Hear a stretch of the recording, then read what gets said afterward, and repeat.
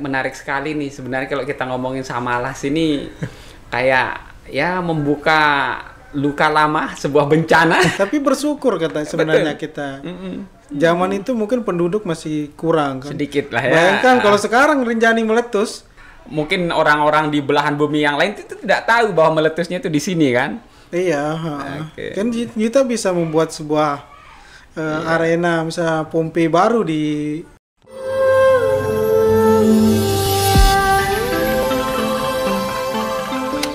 Assalamualaikum warahmatullahi wabarakatuh.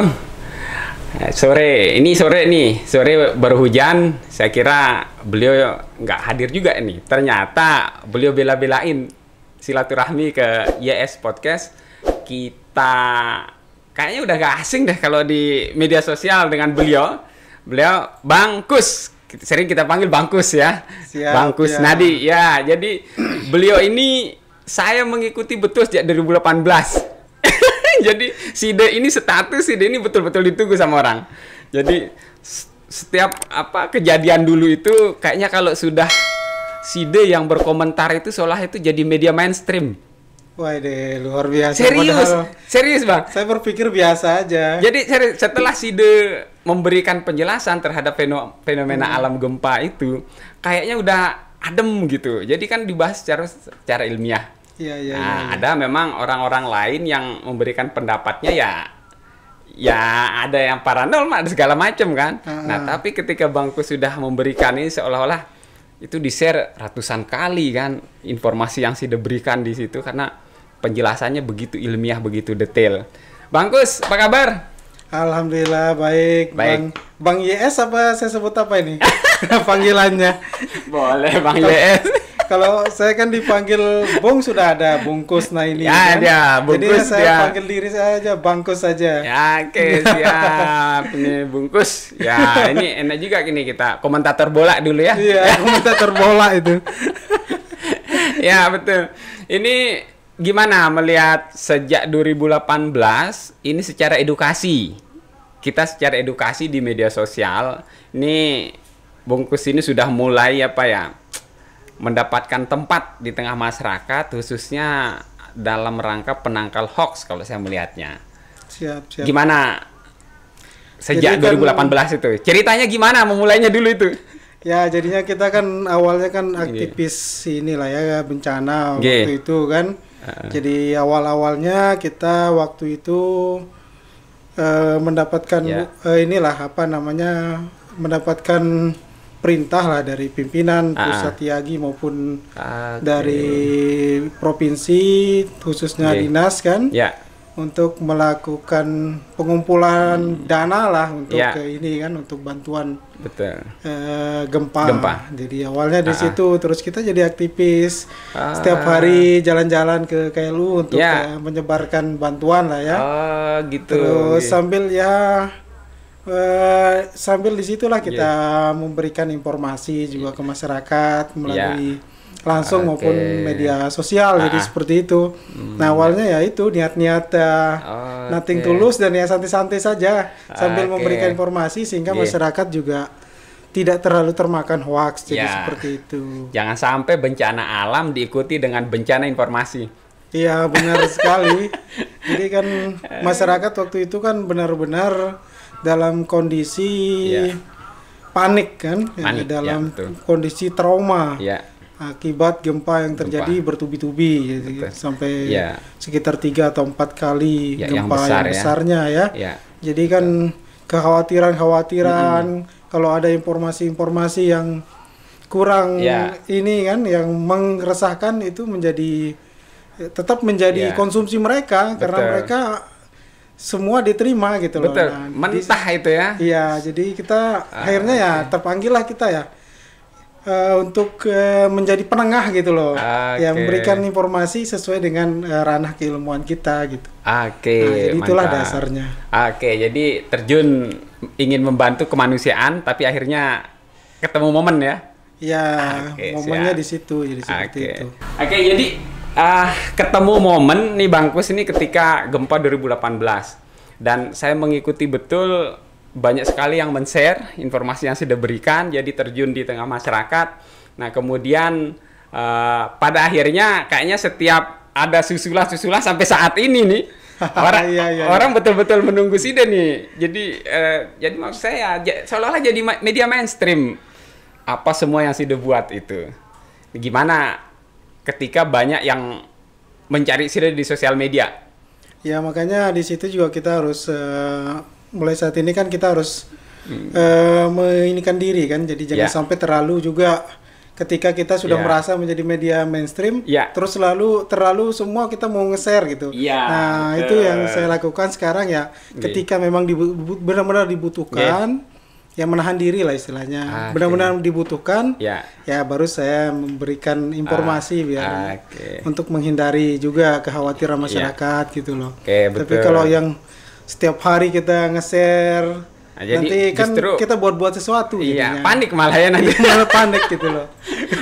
Jadi betul. Ini dia banyak kenal juga teman-teman di geologi dan rata-rata mereka itu kayaknya kerjanya itu di tambang ya. Ya, banyak benar. Banyak di tambang. Gimana ceritanya bisa masuk ke pemerintahan daerah ini? Ya, awalnya kan kita dulu cita-citanya pasti semua geologi itu citanya kalau nggak di tambang, di minyak. Ya. Karena itu kan gajinya kita anggap dulu tinggi lah ya. Tinggi, apalagi bisa dapat di minyak itu bisa 2 kali lipatnya di tambang gitu. 2-3 kali lipatnya. Tapi kan waktu itu kita ketika lagi asik-asiknya mulai karir di tambang, kita mudik gitu loh waktu Lebaran gitu. Dulu di mana dulu? Bungkus ininya sempat di Kalimantan sekitar 2 bulan. 2 bulan baru 2 bulan ini baru memulai merantau. Mulai merantau. Jadi ya sempat di situ terus pulang, ada pembukaan orang tua suruh ngikut. Nah, itulah. Ule gitu ya. Suruh pulang biasa gitu. Ya, pulang dia awalnya pulang Lebaran tapi pas momennya dengan pembukaan. Jadi kayak gitu. Ya memang sedikit memang teman-teman dari geologi dari pertambangan itu mengambil opsi ke situ ya. Nah ya alhamdulillah tempatnya cukup bagus juga nih Bang Kus. Jadi udah sering saya lihat juga nih mengisi di RRI, di Kentongan ya. Kentongan acara di RRI. Dulu kita inisiasi itu awal-awal dulu tuh BPBD ya. Sama BPBD ya itu jadi media-media dengan judul program yang mendekat yang ada di tengah masyarakat kan. Itu diambil ya, itu sebagai untuk membantu menangkal hoax itu awalnya. Bang Kus, jadi sudah menetap sekarang di sini membangun karir di sini ya. Iya benar. Terus IAGI ada berapa anggotanya sekarang? Ikatan Ahli Geologi Indonesia. NTB berarti di sini ya? Ya, NTB, Pengda, pengurus daerah NTB. Pengurus daerah. Jadi ya sekitar 100-an lah kita seluruh NTB. Seluruh NTB. Ya kan bukan semua geologi juga. Jadi semua yang concern di bidang kebumian juga bisa masuk jadi anggota. Ya ada juga kan teman-teman dari geofisika kadangnya, dari UNRAM kan ada beberapa geofisika jadi concern di kebumian ya bisa masuk juga anggota. Ada jadi dari sipil misalnya ya dia fokus di geotek bisa juga jadi anggota gitu. Jadi ya bukan hanya geologi juga sebenarnya. Jadi lebih luas ya. Jadi lebih luas yang penting fokus keilmuannya atau fokus penelitian bisa juga di situ ya. Ya bisa juga jadi anggota jadi seperti. Nah ini sekarang Gempa udah berlalu. Sambil kita ngopi ayo. Boleh. Santai. Merasakan kopi spesial di sini. Siap, kita ngopi dulu. Mantapnya. Asik. Pas ya kita. Kalau sekarang saya melihat beberapa fenomena setelah gempa itu berlalu lah. Anggap sudah dia menemukan titik stabil sudah ini. Ya. Sudah ketemu titik stabilnya, dia diam udah nih. Nah, setelah itu muncul lagi terkait dengan Samalas. Yang lihat Sida ada temuan-temuan juga ya terkait Gunung Purba. Ya, Gunung Purba, letusan Gunung Merapi Tua, Samalas. Kira-kira Samalas ini menurut Sida betul adanya nggak cuman hanya cerita-cerita saja dari hasil kajian secara ilmiah? Jadi nama Samalas ini sebenarnya berasal dari babat tua babat Lombok berumur sekitar 200-300 tahun yang lalu lah ya. 200. Jadi memang ditulis di situ bahwa sebelum Rinjani itu meletus, itu namanya itu adalah Samalas gitu. Jadi yang besarnya itu namanya Samalas. Terus ada gunung yang lebih kecil namanya Rinjani. Disebutkan di situ di babat itu Samalasnya itu runtuh akibat letusan yang sangat dahsyat tersebut gitu. Nah, yang tersisa adalah Rinjaninya sekarang. Berarti ini anaknya berarti atau adiknya lah ya? Ya mungkin kalau kita sebut kalau di geologi, nah mungkin dulu itu gunung api parasitnya lah. Parasitnya ya? Yang letusan sampingnya lah mungkin dulu. Tapi karena utamanya dia runtuh, ya sisa yang kecilnya itu gitu. Sisa jadi kecilnya sebesar ini. Sebesar itu. Saya nggak bayangkan Samalas itu memang dari beberapa kajian saya coba baca ini memang ya maha dahsyat akibat letusannya itu kan. Bisa merubah iklim dunia. Iklim dunia gitu. Jadi kita ternyata NTB ini memiliki dua ya, Samalas dan Tambora gitu. Nah itu cuman jarak meletusnya memang cukup jauh ya. Cukup jauh. Jadi Samalas itu kan zaman Majapahit. Dia sekitar tahun 1257. Ya, jadi abad ke-13 lah. Abad ke-13. Ya, jadi ya cukup lama 700-an tahun yang lalu tahun. Ya. Dengan dulu informasi masih belum mudah sekarang, belum sharing informasi juga belum terlalu bagus, mungkin cerita-cerita lebih ke cerita dongeng. Iya, betul. Jadi informasi itu hilang gitu loh. Iya, jadi hanya terdokumentasi di babat dan kadang pun babat itu sekarang lebih banyak kita temukan di Leiden itu. Iya, benar. Nah, itu keprihatinan. Pernah saya bahas dengan orang yang bisa menulis. Ada dokter di sini yang bisa menulis di atas lontar itu. Jadi sangat luar biasa itu. Kebanyakan jadi itu keren tuh. Jadi betul ya. Jadi fenomena Samalas, kemudian peninggalan kan Sido pernah melihat struktur lapisannya sisa itu di mana kemarin itu? Ya kemarin terakhir itu kan ada penambangan di daerah Aibri sana. Aibri ya. Ya, ada penambangan pasir ya kedalaman mungkin sekitar 12 sampai 15 meter kedalamannya, terus nyentuh di lapisan kayak model tanah tapi tanah jam purbanya. Tanah purba itu ya. Terus dikikis ketemu di situ ada peninggalan kayak ada ini kayak bekas pondasi rumah, bambu yang terbakar, terus kayak sama beras yang terbakar. Utuh deh. Iya, kayak dulu kan mungkin ada di situ kan awan panas ya. Jadi dia tertimbun, terselungkup di dalam awan panas itu sehingga dia terbakar tapi tidak ini. Ya, karena dia terbakar itu dia tidak berubah menjadi tidak teranu sama organisme lah. Jadi justru awet deposit setelah terbakarnya itu ya. Iya, awet jadinya jadi kayak karkul lah kita sebut. Jadi dia tidak terurai karena dia jadi kayak arang gitu. Iya, ketemu beras-berasnya, terus ada kayak mungkin kayak lonceng untuk sapi gitu, lonceng kayak masih untuk pemujaan itu. Ya ketemu waktu itu. Cuman kan yang menemukan kan masyarakat. Terus kita kadang kurang sigap, tidak langsung mengamankan istilahnya, kan itu kan sesuatu yang luar biasa. Sangat berharga. Jadi kalau dari dikaji lagi, diteliti lagi itu mungkin saja membuka babak baru cerita. Cerita dahsyatnya letusan itu, kemudiannya kan mungkin orang-orang di belahan bumi yang lain itu tidak tahu bahwa meletusnya itu di sini kan. Kan kita bisa membuat sebuah arena misalnya Pompeii baru di dunia kan. Selama ini kan kita hanya tahunya cerita Pompeii jadi sebuah kaum yang dibalik kayak gitu. Jadi kita tahunya hanya itu. Nah, memang kelemahan kita khususnya di Indonesia di sini ya dokumentasi itu. Dan benar. Sisanya hanya berupa pitutur, cerita turun temurun. Nah, ini kan memang jadi kelemahan dari sisi. Tapi ya syukurnya saya berharap nanti mungkin ada penemuan-penemuan baru yang bisa mengungkap lebih detail lagi, lebih jelas lagi.